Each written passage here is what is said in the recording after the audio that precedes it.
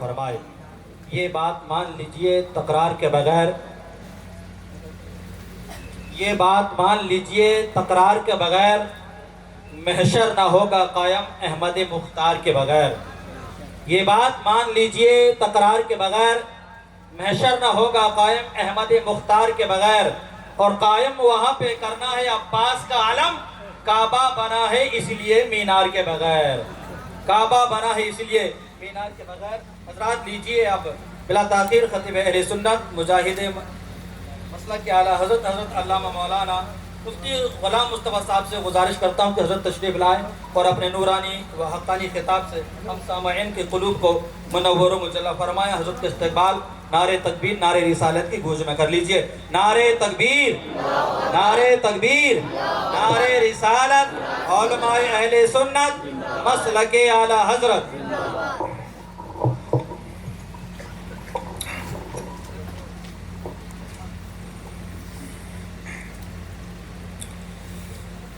نحمده ونصلي على رسوله الكريم اما بعد فاعوذ بالله من الشيطان الرجيم بسم الله الرحمن الرحيم فالذين آمنوا به وعزروه ونصروه واتبعوا النور الذي انزل معه فاولئك هم المفلحون۔ صدق اللہ مولانا العظیم وبلغنا علی رسولہ النبی الرؤوف الرحیم ونحن علی ذلك لمن الشاہدین والشاکرین والحمد للہ رب العالمین۔ آئیے ہمارا آپ سب سے پہلے آقا انعامدار مدنی تاجدار دونوں عالم کے مالک و مختار محسن انسانیت شہنشاہ کونین مدنی تاجدار ڈوبتوں کو ترانے والے کنگریوں سے کلمہ پڑھوانے والے ہم سب کے آقا و مولا سید المرسلین شفیع المذنبین گنبد خضرا میں آرام فرمانے والے آقا و مولا جناب محمد الرسول اللہ صلی اللہ علیہ وسلم کی بارگاہ بے کس پناہ میں اپنی غلامی کا ثبوت پیش کرتے ہوئے بآواز بلند ہدیہ درود و سلام پیش کریں۔ اللہم صلی علی سیدنا و مولانا محمد معدن الجود والکرم وآلہ وبارک وسلم صلاۃ و سلام علیک یا رسول اللہ صلی اللہ تعالی علیہ وسلم۔ ابھی آپ حضرات نے اصلاح معاشرہ پر ایک بہترین خطاب، ایک جامع تقریر سماعت فرمائی۔ وقت بہت کم ہے، ان قریب مغرب کا وقت قریب سے قریب تر ہونے جا رہا ہے۔ بس چند لمحات کے لیے میں حاضر ہوا ہوں۔ مجھے علم دین پر کچھ دیر گفتگو کرنی ہے، اس کے بعد میں انشاءاللہ مغرب کی اذان ہوگی اور آپ تمام حضرات کو یہی مغرب کی نماز ادا کر کے اس کے بعد میں پھر اجتماع جو ہے شروع ہو جائے گا۔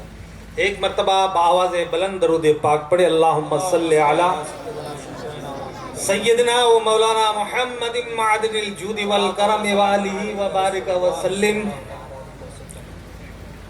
آج ہم اور آپ اس میدان میں، اس پنڈال میں تشریف فرما ہے اور ہم سب جانتے ہیں کہ آج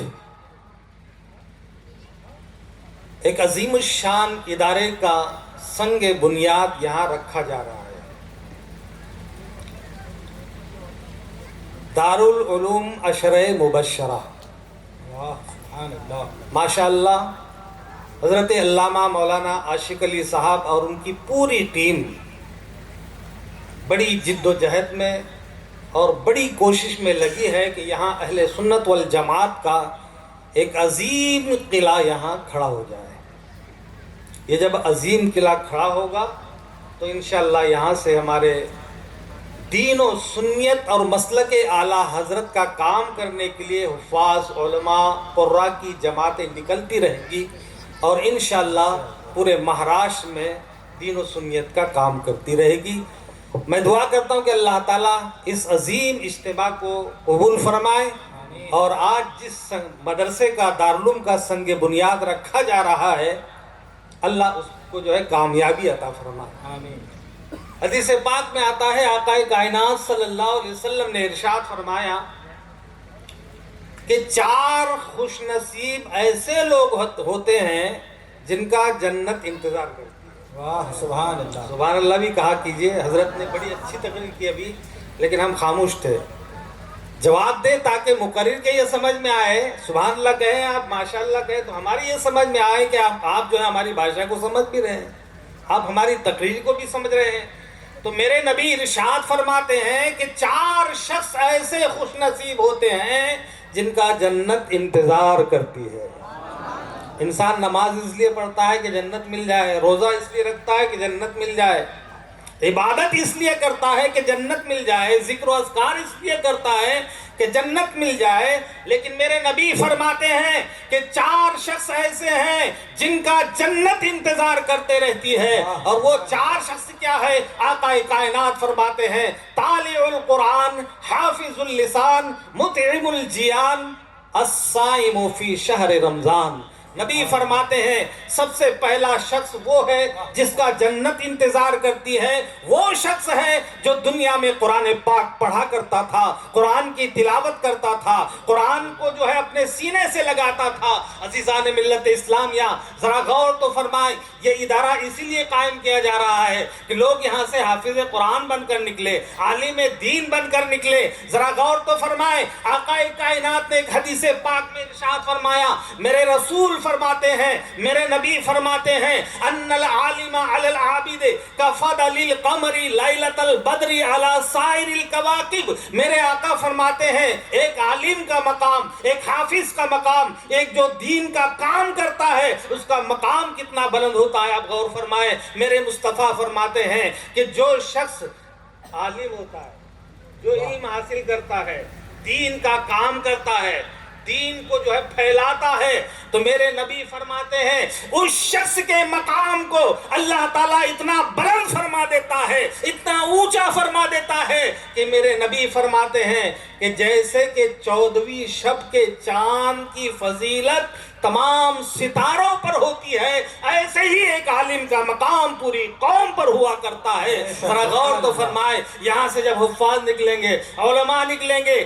دین کا کام کریں گے، تو عزیزان ملت اسلامیہ ذرا غور تو فرمائے، اس بنیاد میں جن حضرات نے جو حصہ لیا ہے، اس کو کھڑا کرنے کی جو کوششیں کر رہے ہیں، ان کے نامہ اعمال میں کتنا ثواب لکھا جائے گا، ان کے لیے جو ہے کتنی نیکیاں لکھی جائے گی۔ میرے نبی نے فرمایا پہلا شخص وہ ہے طالع القرآن، حافظ اللسان، جو اپنے زبان کی حفاظت کرتا ہو۔ اتنا وقت نہیں ہے کہ ہر چیز کی میں تشریح کر دوں، تفصیل میں جاؤں، لیکن اللہ کے نبی نے فرمایا جو قرآن کو پڑھتا رہتا ہے، قرآن کی تلاوت کرتا ہے اور اپنی زبان کی حفاظت کرتا ہے، وہ مطعم الجیان، اور جو بھوکے کو کھانا کھلاتا ہے، اللہ تعالیٰ اس کے مقام کو اتنا بلند فرماتا ہے کہ جنت اس شخص کا انتظار کرتی ہے۔ عزیزان ملت اسلامیہ، آج ہمارا ماحول یہ ہے، آج ہمارا معاملہ یہ ہے کہ ہم کہتے ہیں حضرت ہمارے لیے دعا کیجئے، ہمارے لیے دعا کیجئے، ہم پریشان ہیں، آپ دعا کیجئے، امام صاحب کی بارگاہ میں گئے، دعا کیجئے، ہم پریشان ہیں، پریشانی دور ہو جائے۔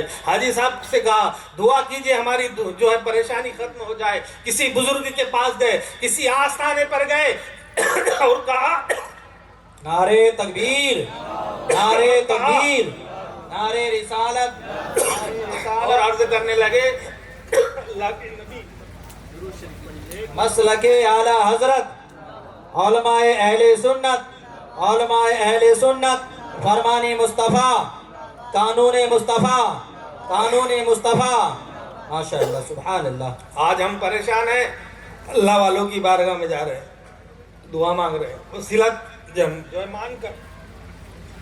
ہم کسی بزرگ کے پاس گئے، کہا دعا کیجئے، معزز سامعین کرام، بھوکے کو کھانا کھلا دیجئے۔ درود پاک پڑھ لیں، اللہ رب محمد صلی اللہ علیہ وسلم۔ تو سرکار نے فرمایا مطعم الجیان، بھوکے کو کھانا کھلا دو۔ اگر کسی بھوکے کو آپ نے کھانا کھلایا تو اس کے جسم کا رونگٹا آپ کے حق میں دعائیں کرنے واہ لگے. سبحان اللہ. دعا کروانے کی ضرورت نہیں ہے، دعا لیا کیجئے. کسی ننگے کو کپڑا پہنا دو، خدا کی قسم اس کے جسم کا رونگٹا آپ کے حق میں دعا کرتا نظر بے آئے. شک سبحان اللہ. مطعم الجیام، بھوکا ہے اس کو کھانا کھلا دو. والصائم فی شہر رمضان، رمضان آئے تو اس کے روزے رکھا کرو. میں نے خطبہ مسنہ کے بعد قرآن کریم کی آیت کریمہ کی تلاوت کا شرف حاصل کیا. اللہ نے ارشاد فرمایا فَالَّذِينَ آمَنُوا بِهِ وَعَزَّرُوهُ وَنَصَرُوهُ وَاتَّبَعُوا النُّورَ الَّذِي أُنزِلَ مَعَهُ فَأُولَٰئِكَ هُمُ الْمُفْلِحُونَ. اے ایمان والو، اللہ فرماتا ہے ایمان والو جو اللہ اور اس کے رسول پر ایمان لائے، وَعَزَّرُوهُ اس نبی کی تعظیم کرو، واہ سبحان اللہ. وَنَصَرُوهُ اور اس نبی کی نصرت و حمایت کرو، وَاتَّبَعُوا النُّورَ الَّذِي اور اس نور کی اتباع کرو جو نبی کونین پر نازل کیا گیا.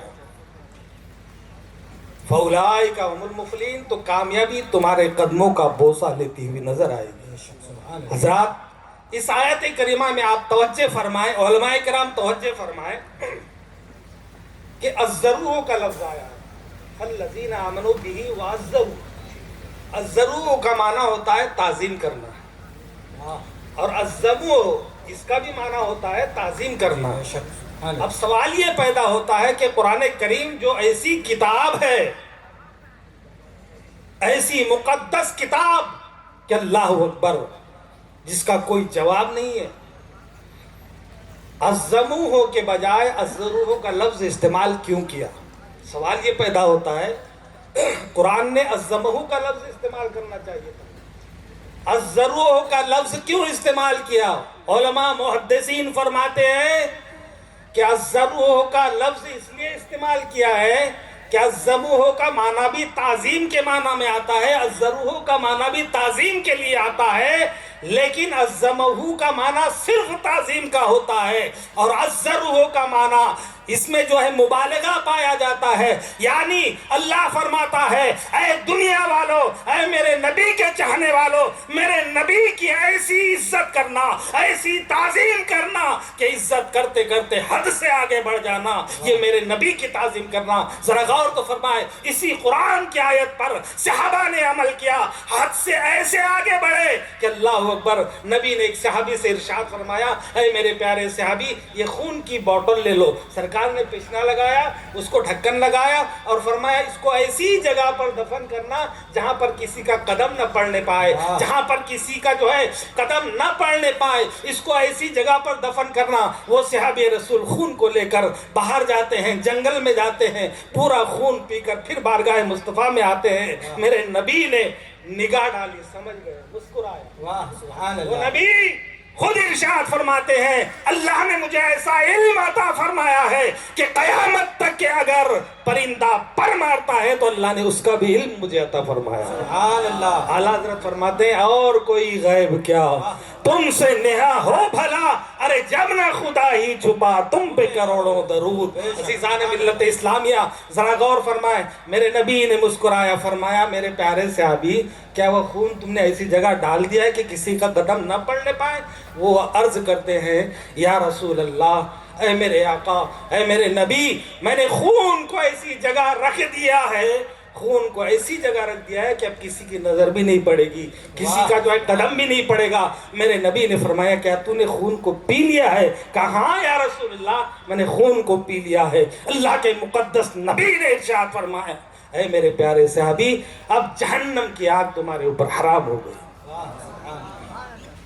یہ ہے حد سے بڑھنا. نبی نے تھوکا، دیوانے آگے بڑھے اور اس تھوک کو لے کے اپنے چہروں پر مرنے لگے. یہ ہے دیوان کی، یہ ہے حد سے بڑھنا.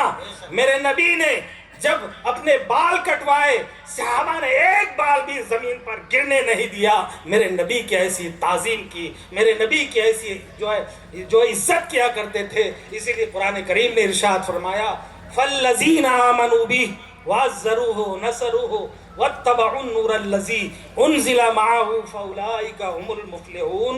اللہ تعالیٰ فرماتا ہے کیا وہ لوگ ہو جو ایمان لائے، میرے نبی کی تعظیم کرو، میرے نبی کی نصرت و حمایت کرو، واتبعوا النور الذی انزل معہ، اور وہ کتاب جو میرے نبی پر نازل کی گئی ہے اس کی اتباع کرو، اس کے حکم پر عمل کرو، فاولئک، تو وہی لوگ کامیاب ہیں، دنیا میں بھی کامیاب اور آخرت میں بھی کامیاب۔ اللہ تعالیٰ مجھے آپ کو، ہم سب کو پیارے رسول صلی اللہ علیہ وسلم کے بتائے ہوئے راستے پر عمل کرنے کی توفیق خیر عطا فرمائے۔ آمین۔ وآخر دعوانا ان الحمد للہ۔